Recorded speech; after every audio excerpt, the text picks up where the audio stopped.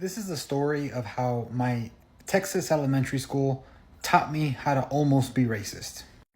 I'm in first grade, so I'm about 6 years old at the time. We were learning about the Texas frontier, cowboys, Indians, all that good stuff. We were learning about how the Texan settlers were always having problems with Comanches and Apaches and all those types of Indians. We were taught how they would have wars and the Indians would steal the little kids and they just made it sound terrible. Like the Texans had the worst time in the world and they were always having to defend their territory. Typical Texas shit. The part where it gets racist though is that we were taught that the cowboys and the settlers were white and the Indians were brown. But here's where it gets even crazier. So as a first grader, with a bunch of my first grade friends, we all thought at recess, why don't we play Cowboys versus Indians?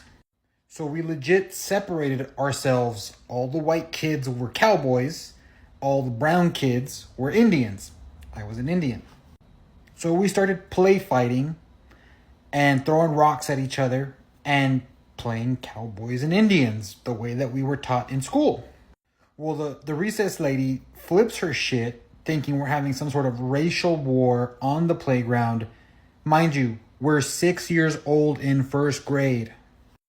They punished us. They washed our mouth out with soap. And the other punishment that we had was to help the janitors with custodial duties, with cleanups at lunch, moving tables, all sorts of stuff like that. It was wild. All because the school taught us about cowboys and Indians. Now, this was in 1996.